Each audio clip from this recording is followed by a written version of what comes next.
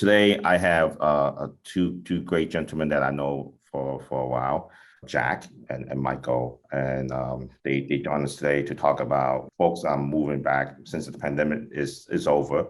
People are actually moving back to the office, and we're here to talk about how does companies or technology going to deal with this hybrid model that we are doing right now. So I'll pass it to Jack. His bios is so long that I can't remember everything. So I'll let Jack talk about it, what he have done and what he's doing now. Go ahead, Jack. Thank you, Jerry. Well, right now I'm recently retired, which explains my non-office background here as I operate out of my man cave. But until March 31st, I was one of the deputy chief auditors at Bank of New York Mellon, which is a G-SIFI bank based in New York. I was responsible for various business audit lines. For a stint, I was responsible for technology audit. I also had a run at identity and access management and running an initiative for the CEO of the company. Before spending 12 years at BNY Mellon, I was at Merrill Lynch. I had a couple stops before Merrill, but most relevantly at Merrill, I was global head of technology audit.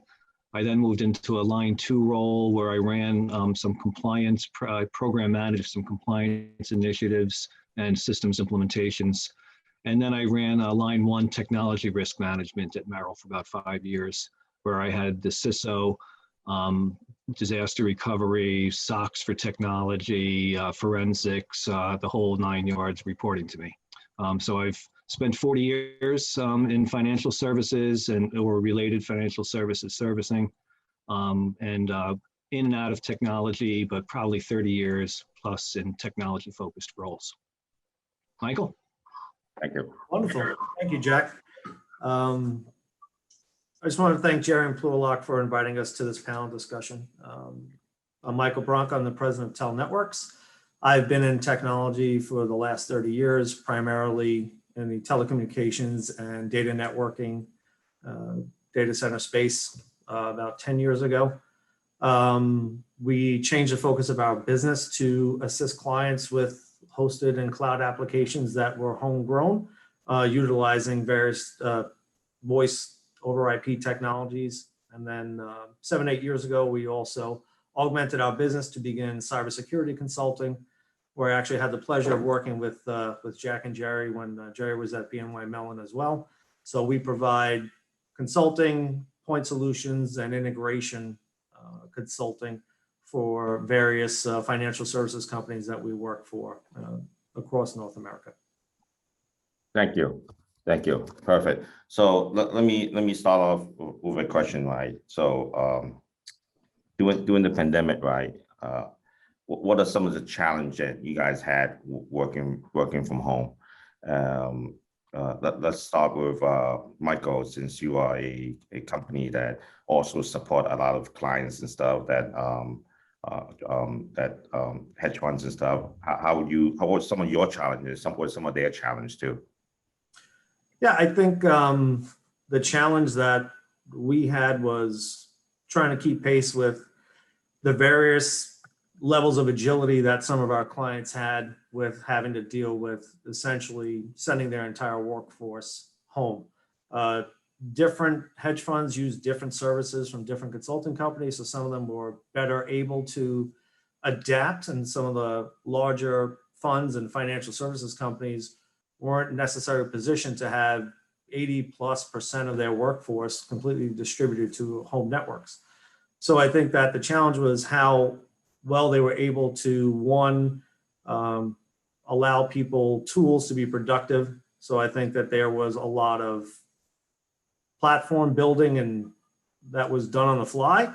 And I think that now the challenge is, as they start to bring people back, but those platforms are still out there because we think everyone's going to essentially be in a hybrid mode for the foreseeable future. How are they going to go back to harden a lot of the systems that they installed, as well as Jack would know, how are they going to complete their audits, and what are the other tools they're going to use to, maintain their cybersecurity posture and try to, minimize their attack surface that they have now. Yep. So during the beginning of the pandemic and stuff, for those that don't know that both Jack, myself, and Michael, we are New Yorkers. I'm sorry, Michael is actually from Jersey. But a lot of problem that we were facing, right, not just in our industries, even a lot of school kids, right, they were facing because now you have a bunch of kids that normally attend in person. Now, when the school was closed, they had to work from home. And I know that some of the problem they face is either they don't have laptops, right? Or the infrastructure wasn't built or handle a million kids being on Zoom or something like that, right? So there was a lot of impact, right, on not just the folks that work in financial insurance or industries and stuff, right? It was an impact from education point of view too. Okay. So Jack, let me ask you the same question as Michael, right? As an auditor, right? How difficult for you, right, and your team to go out and perform audit, right, during the pandemic? Well, I think let's start with the pandemic and back in March and April of 2020. It was fast and furious, right? So everybody was scattering. BNY Mellon fortunately had gotten ahead of the curve with regard to things like upgrading networks, Cisco routers, getting laptops on order, if not in an inventory and distributed. But there was probably 4 weeks where we were changing the tires while we're going around on the track on the Indy 500. We couldn't afford to lose a beat, but at the same point in time, people were going from what was in large part most of the company an in-office mindset. If you're in the office, you're working. If you're not in the office, you're not working, to the remote work model. With an internal audit, frankly, we were fortunate where we had a hybrid model already in place, where our workers, our auditors were working from home 2 to 3 days a week already. So in terms of the audit execution, that was very seamless as the auditors. The auditees were the ones who basically felt the change. But we were used to, we no longer set up shop and for 2 weeks or 4 weeks or whatever the time frame was and go sit in an area that you're auditing. We were auditing remotely even if we were still in the same office, but on different floors. So the audit process really didn't change a lot. But the auditees, right, the folks who are in operations, the traders, the folks who are in technology as we're auditing the applications and auditing the infrastructure, those were the ones who really, they had to adjust to us and adjust to themselves. But it went pretty seamlessly. So now we're on that inflection point of going back. The latest I hear is a lot of the Wall Street firms are planning, and a lot of the companies in New York in general are planning on September 1, kind of post Labor Day, if you will. So I think this is the time period to really get prepared, think about the risk profiles, the risk assessments. I have some thoughts I'll share. But basically, now is the time to get prepared, right? As things are going to go from creeping back to the office to a sudden surge and back to the office. Yeah, absolutely. What about I know at where you used to work and where I used to work too, right? The way that they arranged the desks and everything, people pretty much was on top of each other, right? With the whole what happened to the pandemic, or people are going back, is there a thinking of the company going back to some more giving people distance or separations and stuff? Yeah, so we were in we had gone into a condensed workplace environment, right? Where it was high capacity seating, obviously to save ultimately on some real estate costs. So the pendulum swung from going all the way into compressed seating to now everybody's at home. And now as we go back into the office, is that compressed, condensed seating arrangement still really viable? So I know the company was toying around with putting up the plexiglass right in between seats, or alternating attendance and alternating seating, having every other seat closed off, like you see in bars or restaurants. The question of wearing masks and is it mandatory or not in the office, that comes up. Can you take temperature checks? Can you do contact tracing? From a privacy standpoint, that gets a little bit dicey, whether you're in the US or certainly outside the US in the EU. It can get very sensitive.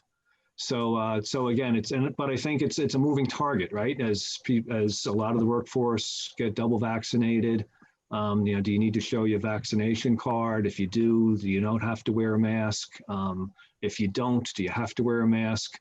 Those things are still up in the air between human resources, legal compliance, and executive management as to what will be the protocol and what will be required. Perfect. So for those that are on the call, if you guys get any question, right, go ahead and type it to the chat, and we could ask Michael and Jack those questions and stuff. Okay. So you got anything to add to that, Michael? Yeah, as Jack said, I think it is an inflection point. I think that there was a lot of rapid deployment of technology.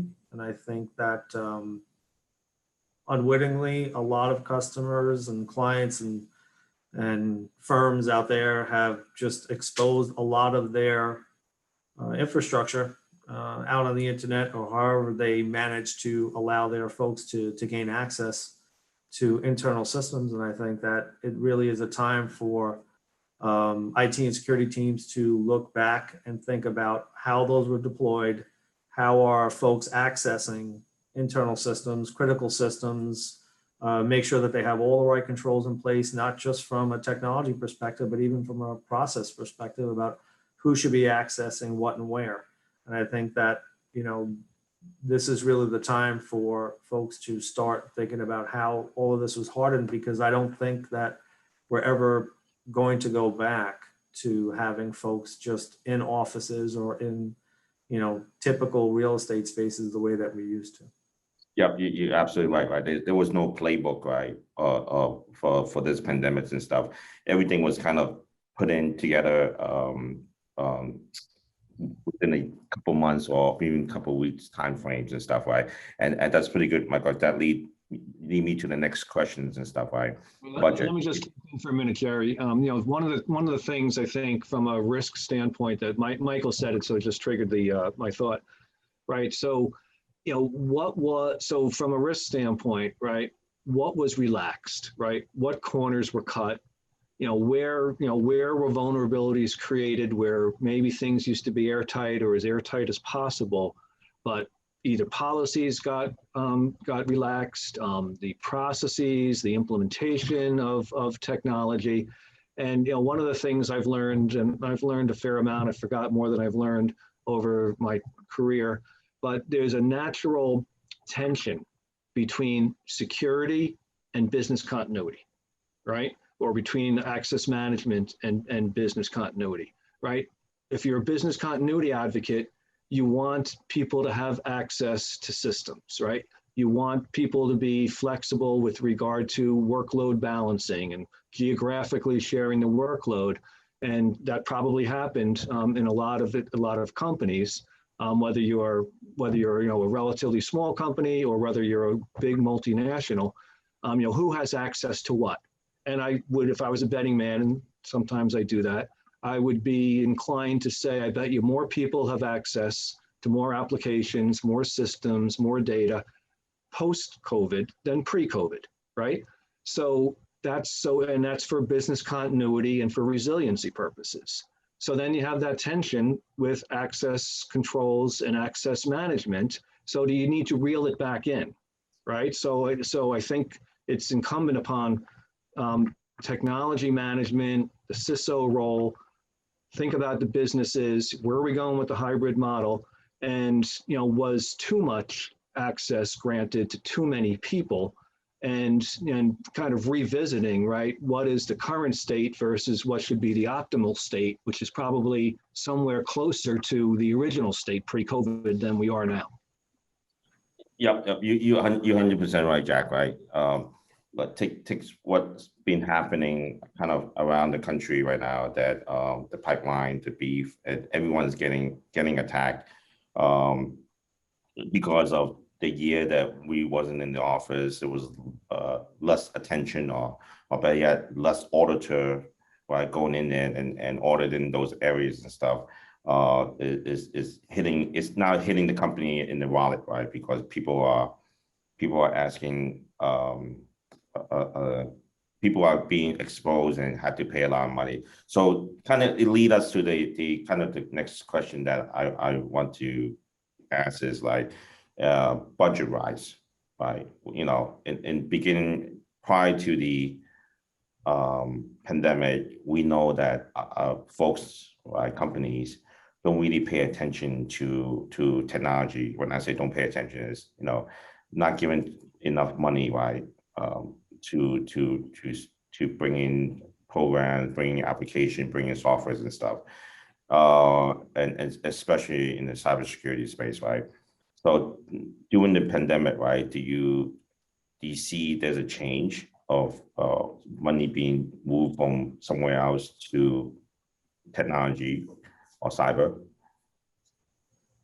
Michael, you want to take that one? Sure. Yeah, I think that, you know, there were a couple of different experiences that people had, right, when they were going through the pandemic. So there was the purchasing and deployment of technologies to allow remote access. Then there was the business pushing back, looking for frictionless type access, which is difficult to do, which is what Jack was referring to, which is how are you controlling who was accessing different types of information? And now, instead of having a much more controlled container where you had much more visibility in how people were accessing, you were essentially distributing everybody out to the internet, which is the worst place to have people accessing your infrastructure.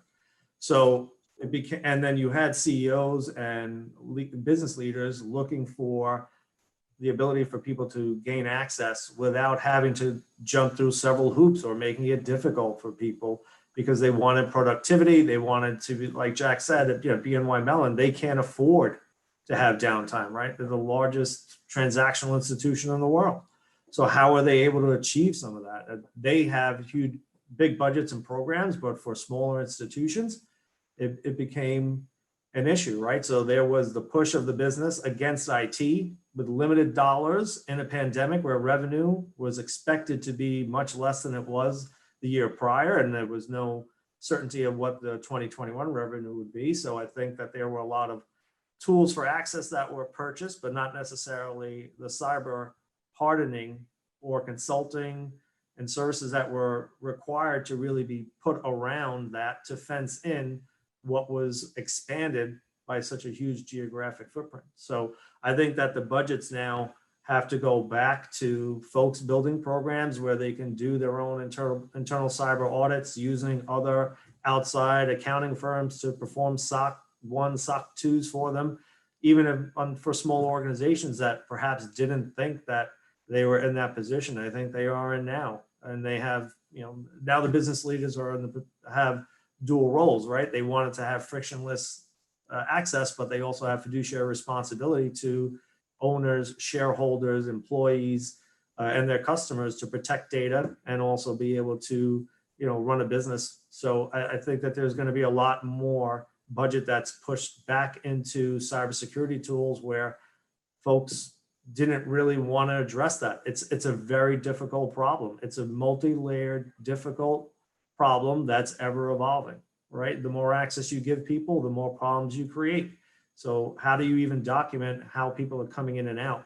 And as you were talking about breaches and having people, with more access, you have more ability for bad actors to come onto the network and try even simple things, cybersecurity awareness, phishing attacks, access and control, based on credentials of people going to wrong websites.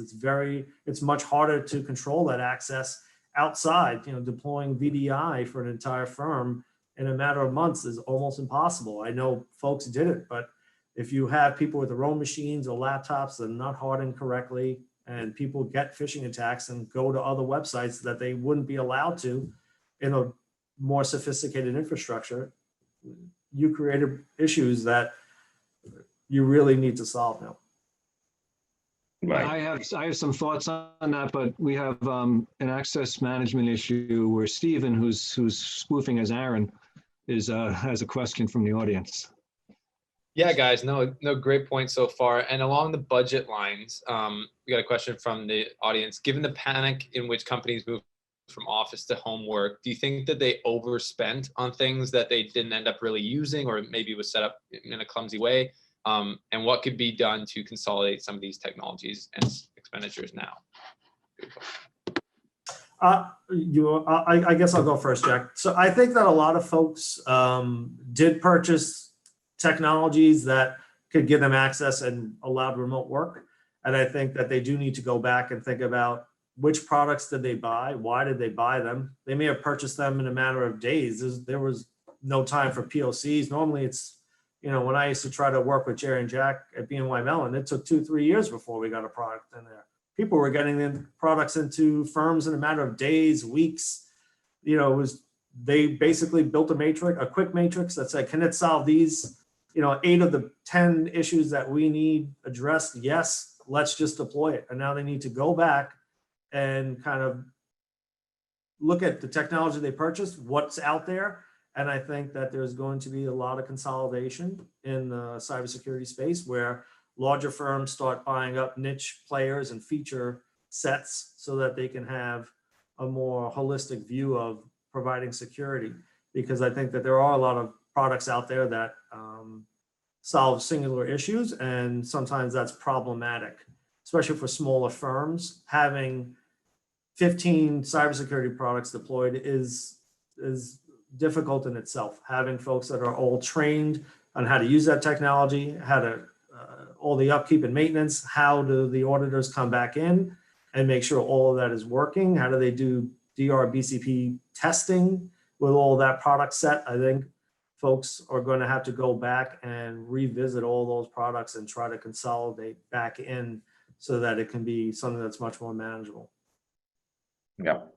Jack, I mean, without a doubt, there was some panic buying, right? I mean, that's evident. And some rules that were in place were broken, not just bent, right? So, there's rules where, you have one device per person, right? Either you have a laptop or you have a desktop.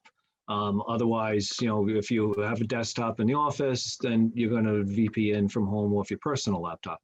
Well, those people wind up getting corporate laptops as well, right? So you have a physical workstation in your office, yet you still have, now you have a company laptop. So asset management, right? So first of all, there's the spend, and then second of all, there's the asset management of keeping track of all those devices.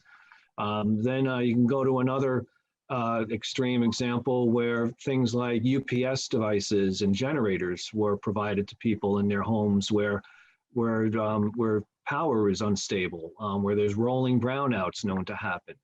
And again, there was probably some over purchasing and overbuying of those assets, and how are those being kept track of, and how do they get pulled back in or redeployed or whatever. So I think there was without a doubt a surge in spend, and a lot of big companies with deep pockets probably erred on the side of being cautious and overspent and over provided the technology where they could to their employees, so I think it will start to normalize back, but will it be 100% airtight with regard to asset management inventory? Probably not, or probably, we're a long way away from it, or it needs to be, again, policies need to be updated with regard to, who should have what. Print from home became a really big thing, right? Who has the ability to print from home? And for obvious, privacy reasons, but also client confidentiality reasons, we were looking to really minimize that, because you can just imagine someone sitting around, in a flat, a one-room flat, and printing from home, and eventually, the policy is you're supposed to bring it back to the office and shred it, but from a practical standpoint, after what we thought was going to be a couple months became 6 months, became 12 months, is now 15 months.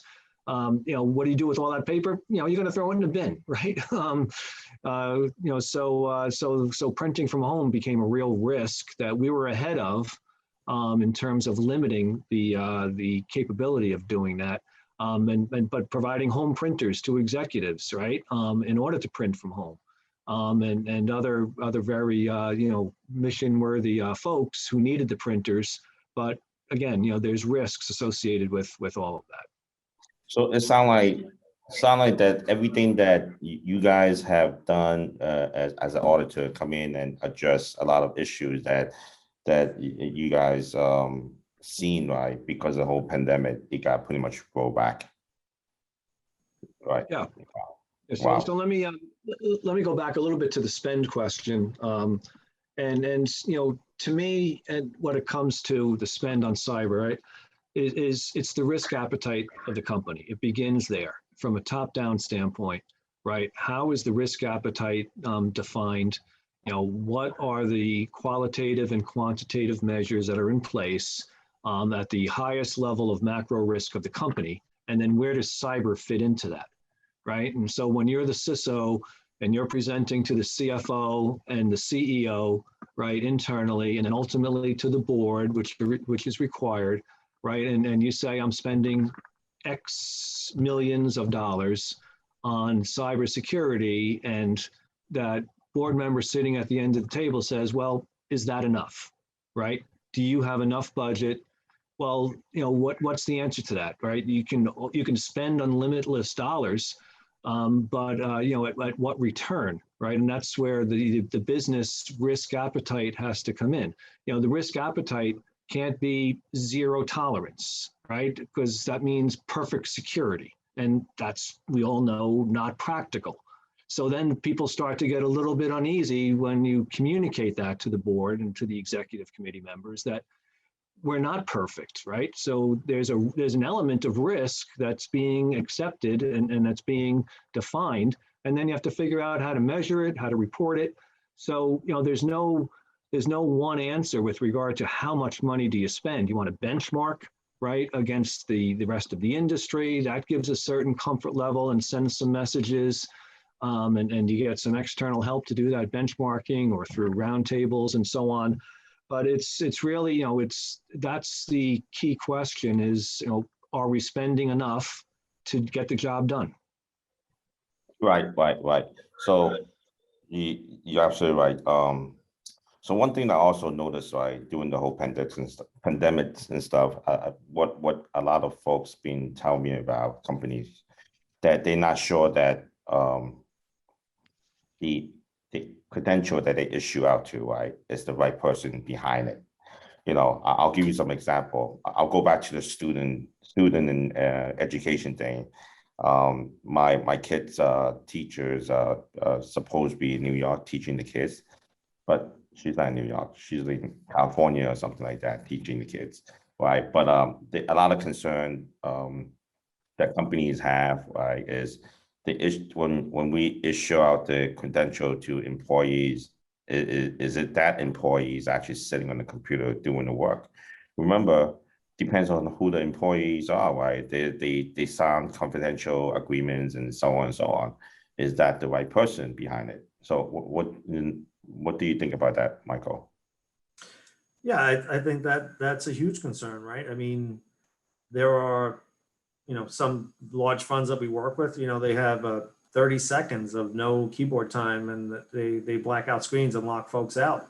I don't know how that's being controlled necessarily from the outside. And I think that there are a lot of hedge funds that have very high profile users internally that handle very large transactions, whether it be actual trades or analysis or other information based on board meetings or other negotiations that they may be having with either clients, competitors. There's an inherent form of secrecy in how hedge funds try to gain competitive advantage over each other. And I think how they are able to control, knowing that it is that VIP user that is actually accessing that information and it is truly them, is problematic. It's not something that you can necessarily control as much as you would like. If prior to the pandemic, that information was only accessible on an actual corporate network in a very secure manner. Once they extended that out, and if they didn't have everything in place that they needed, they're not certain that someone didn't gain access and control from the outside and are now impersonating someone that's very important to their firm, if not the critical hedge fund member that is running the strategy for the firm. So I think that they need to start thinking about how do they confirm that, me logging in with my credentials is truly me. That is absolutely a concern. Yeah, And yeah. I think Michael, what you use as an example is a really good one, right? So it's not a one size fits all, right? So it's, every company has their crown jewels, right? And so it starts with what are those crown jewels? So it, in a hedge fund or a pharmaceutical, it could be the intellectual property, right? Or the transaction information. In a retail environment, right? It's customer account information, right? And in other environments, the crown jewel is simply 24/7 service providing, right? And not having any downtime from a denial of service, distributed denial of service approach. So, so the objectives of the company are critical to, what is the crown jewel? What are we trying to protect? And then who has access to that? And how do we know the right people have access and there really are those people, right? From a monitoring and behavioral standpoint in terms of how they access data. But first you got to figure out what that data is that you're looking to protect, because it's not one size fits all across all different industries. It's not even one size fits all within a company, because within a company, you want to stack rank the risks and what is that real nugget that you want to make sure that you have in the vault. Yeah, absolutely. And I think that something else that's interesting is allowing, super admins to gain access to the network or infrastructure remotely that they never had access to before. There are plenty of organizations that we work with that would never allow super admin access outside their own infrastructure in a highly secure manner, where they had to actually extend that access out to critical IT, security, other personnel. And now that infrastructure is in place, that access is still there. I'm not sure that they're going to be able to necessarily spin it down the way that they had it working before. So having super admins accessing infrastructure essentially over the internet is something that they need to put some criticality on. Like you said, they need to stack rank, what's happening, the classification of data, the classification of access for all of these individuals needs to be re-examined, and then the risk to the business needs to be presented again, and then they need to find ways or tools to try to mitigate the risk that they've created by allowing something that they are going to now operate as a business model that they didn't envision 16 months ago. Yep. And that kind of, we talk about sysadmin and really super users and so on, but that kind of raises another risk and something for auditors to think about. What's happened the past 15 months, right? Where have the hiring practices gone, right? Because again, no longer are you having people come into the office. You're not looking them face to face in the eye. So has HR maintained the right adequate background checks, right? With regard to hiring people. Are you hiring cyber criminals? How do you know you're not, right? So, have those basic safeguards been maintained with regard to hiring practices, reference checks, really understanding who your employees are, who you never met in person, and they've been working for 15 months. They've never set foot into an office building that you have. Do you have the right safeguards there? And then again, over the course of these last 15 months, but this has always been a risk. It's one thing about your employees. It's another thing about contractors. right? It's another thing about third parties who access your systems. How do you know they aren't bad guys? Then there's, everybody wants to do the right thing and bring in interns. Well, what kind of background checks are done on interns?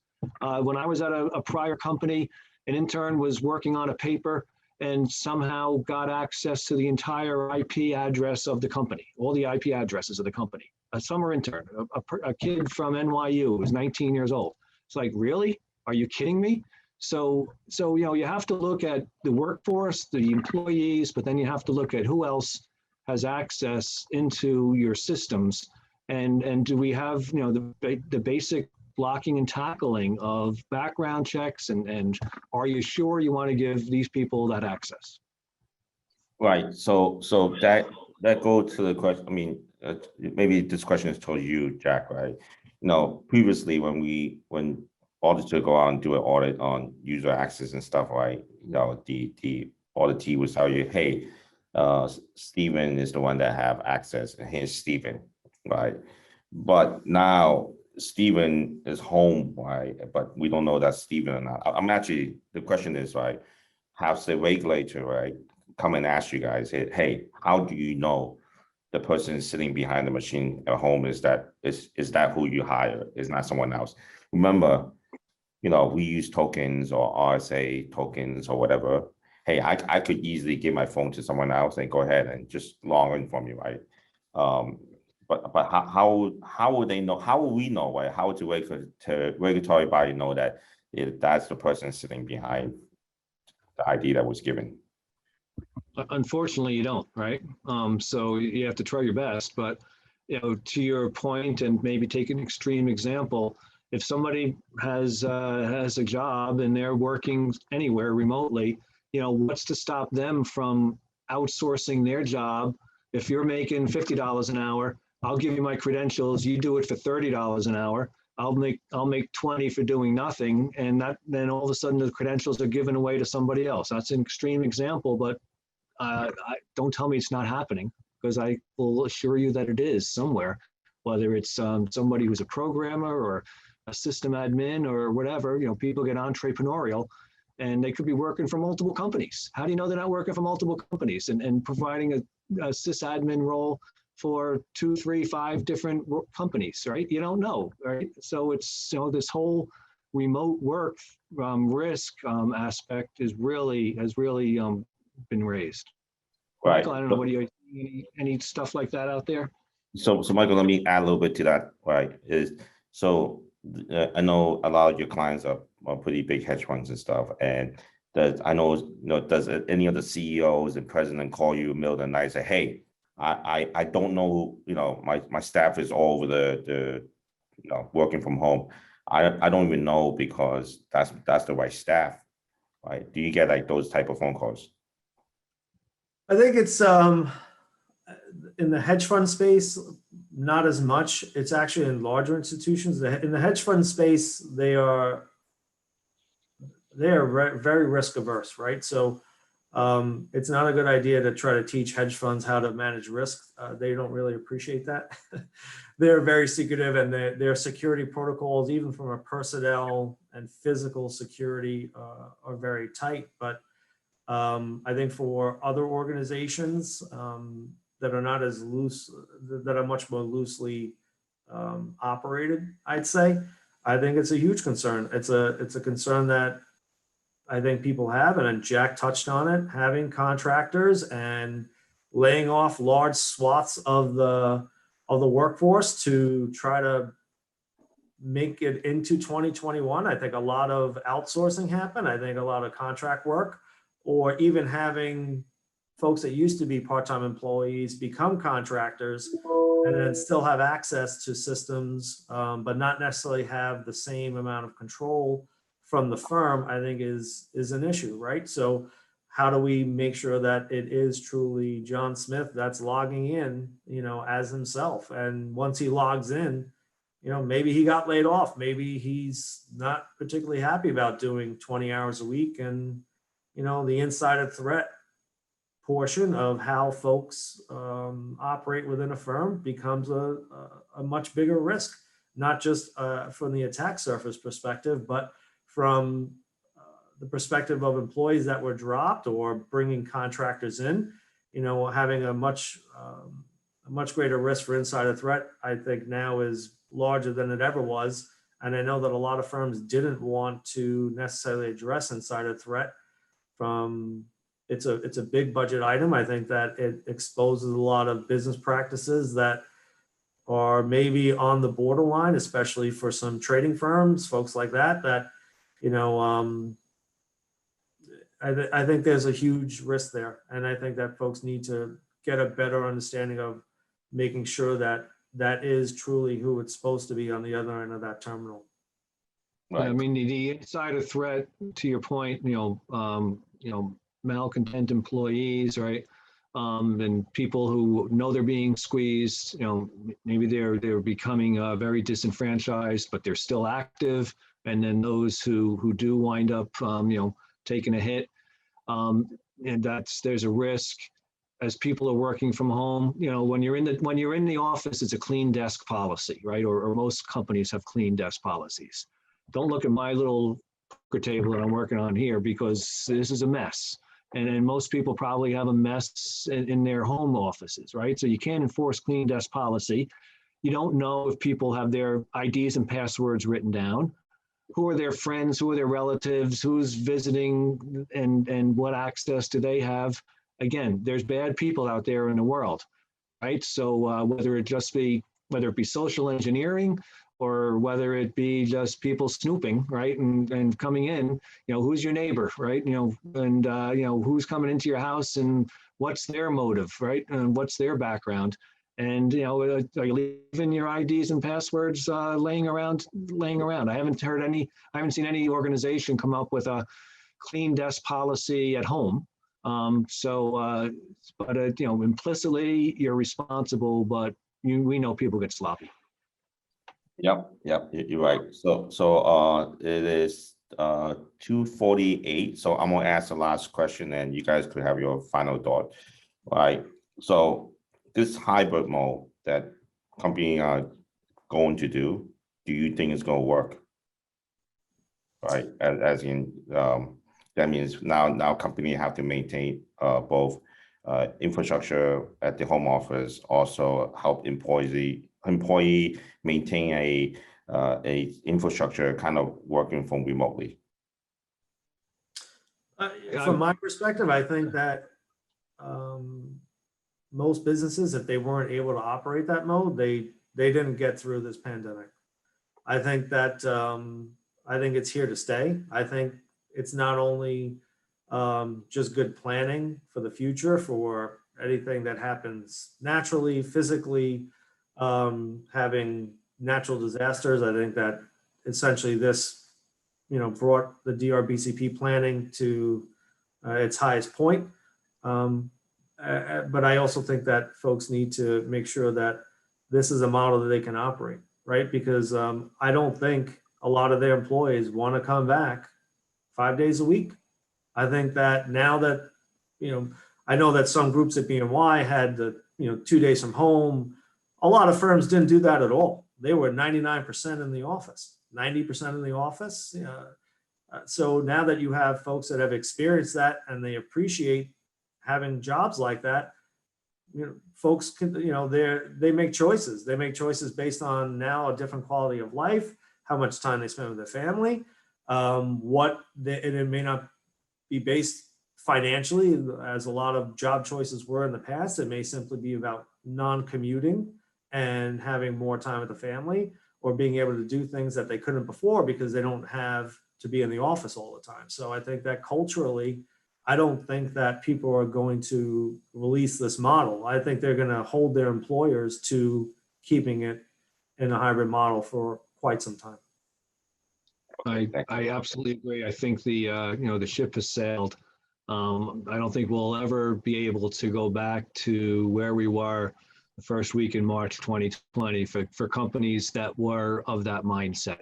You can have all the bluster coming from some of the CEOs and financial services that I read about and hear about through my network of, 100% employees going to be back in the office and, no more of this, et cetera, et cetera.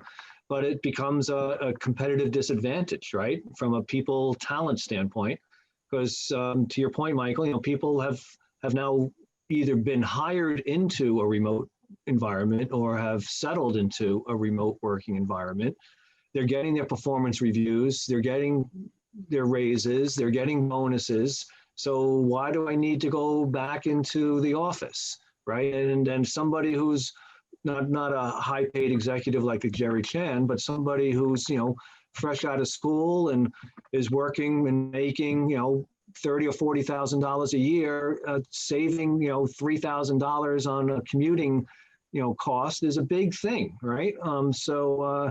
And maybe even not needing a car to commute in. So, so there's financial and economic impacts on the employee base as well, beyond just the cultural mindset that was created out of necessity.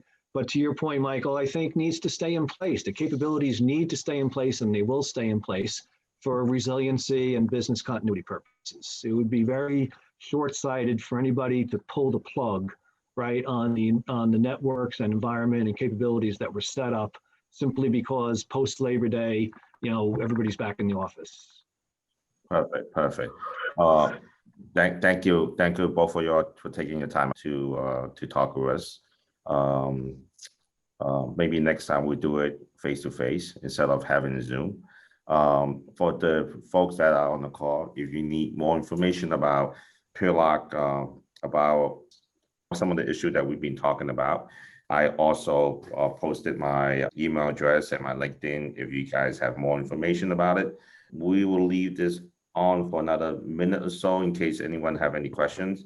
If not, thank you all for joining, and have a good weekend.